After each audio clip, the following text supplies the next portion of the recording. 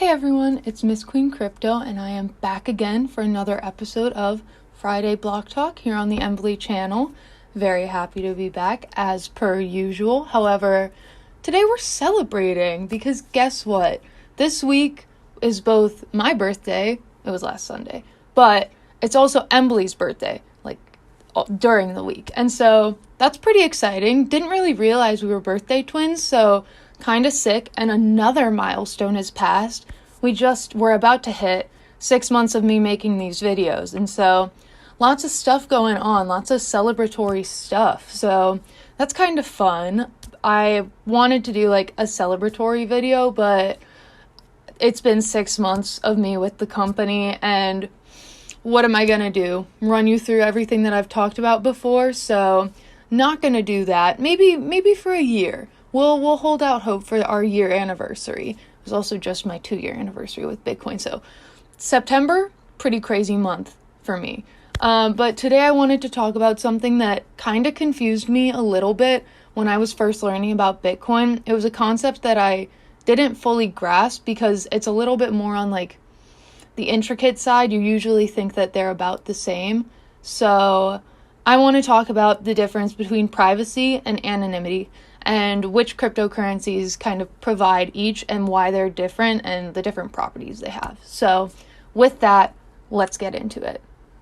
So the core difference between privacy and anonymity is that with anonymity, your actions are known. They are public. However, your identity is not. You are not tied to those actions. With privacy, however, your actions might be known, however, your identity isn't. And so they're kind of complements to one another, and they are difficult to separate a little bit before you hear that technical sort of definition, because you often think of them the same way, as in you're removed from what you're doing. No one knows it's you.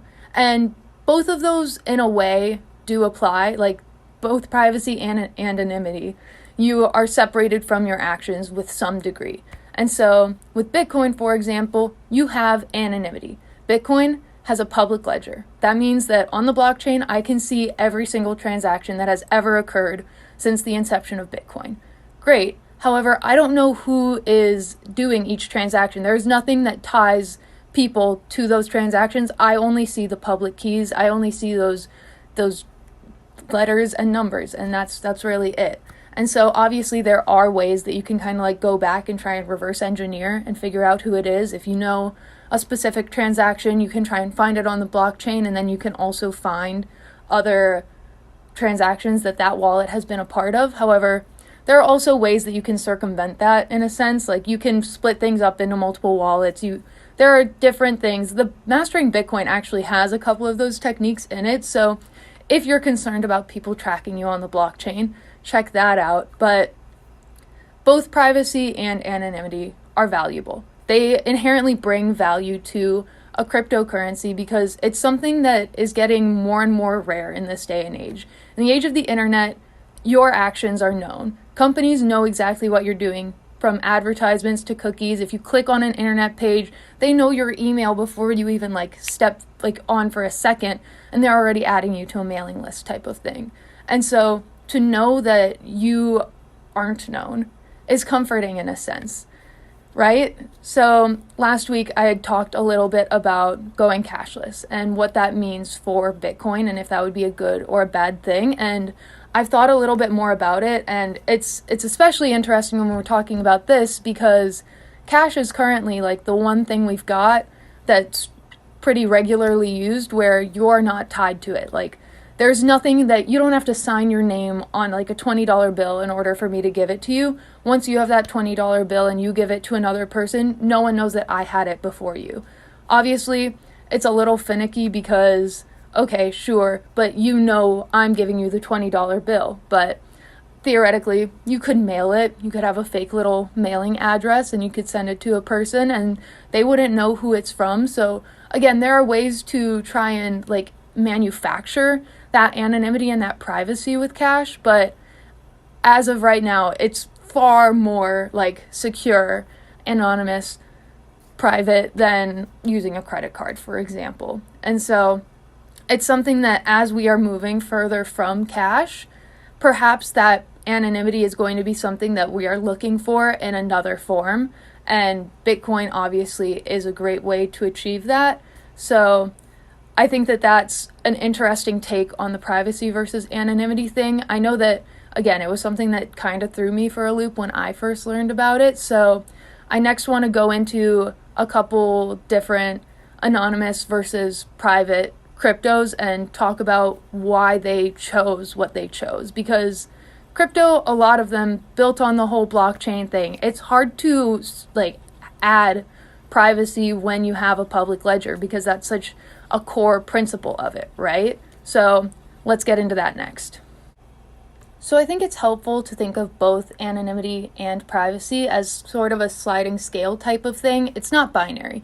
You don't either have privacy/anonymity or don't have it. There are different degrees to it. And I think that that kind of gets mixed up when a lot of cryptocurrencies are promoting themselves in a way, because you hear cryptocurrencies emphasize we have privacy, we have what Bitcoin doesn't.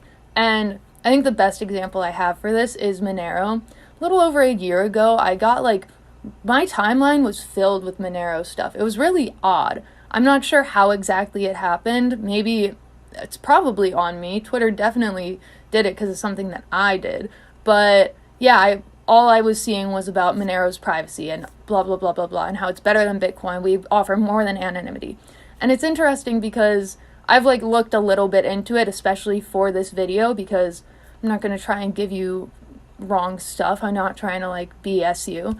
But their core principles have a lot more to do with anonymity than privacy. And so that has to do with hiding the identity of both the sender and receiver, and they use stealth addresses and ring signatures to do that.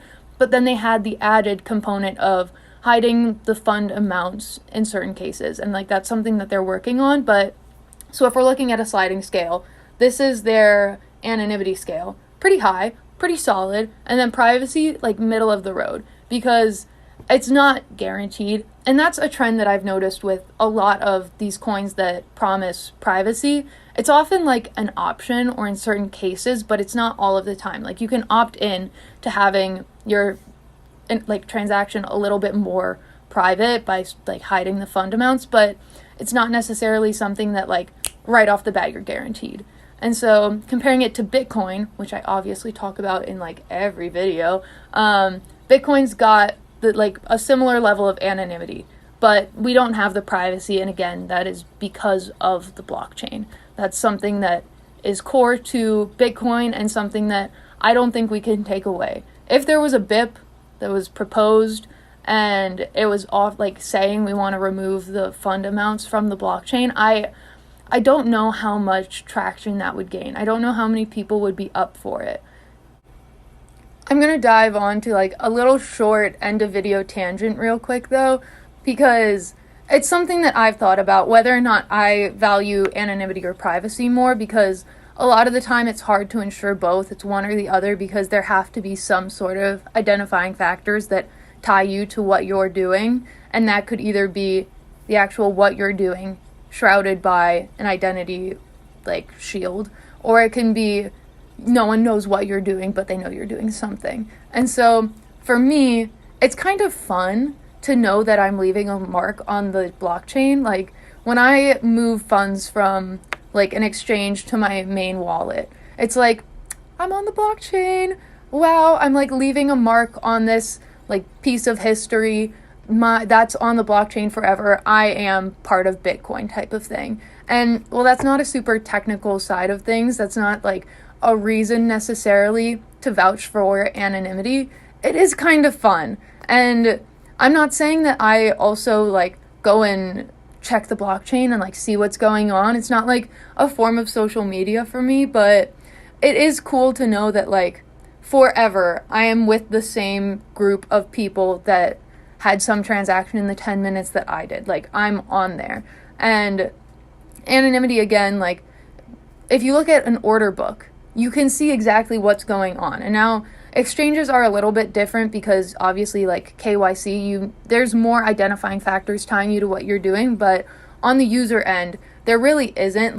I don't know who the big whale that just purchased like 1,000 Bitcoin is. Like, there's no way for me to know that unless I did some crazy deep dive and just really went ham at it. But I don't really have the time for that, and I don't think that that would like fulfill me in any way, so I'm not gonna. But I'm saying I could, and that's kind of fun. Who doesn't love like a little bit of mystery? Who doesn't want to like have that kind of like surprise element? Now, again, not a great like pro for anonymity, but for me personally, it's something that I enjoy thinking about. It's like a cool little tidbit for me. It's like, in my own mind, a bragging point type of thing. But that's kind of where the train of thought trails off. But if you enjoyed this video, which I hope you do, please give it a thumbs up, subscribe to the Embily channel, help us celebrate Embily's birthday, my Bitcoin anniversary, and my Embily 6-month anniversary. So, I mean, whole lot of stuff going on. If you want to do like a celebratory video, let me know and I can make it happen. But for now, that's it. If you want to see more content from me in particular, including some fun birthday photos, because we did a birthday shoot, you should follow me on Twitter at Miss Queen Crypto. But that's it for me today. Thank you so much for watching. Bye!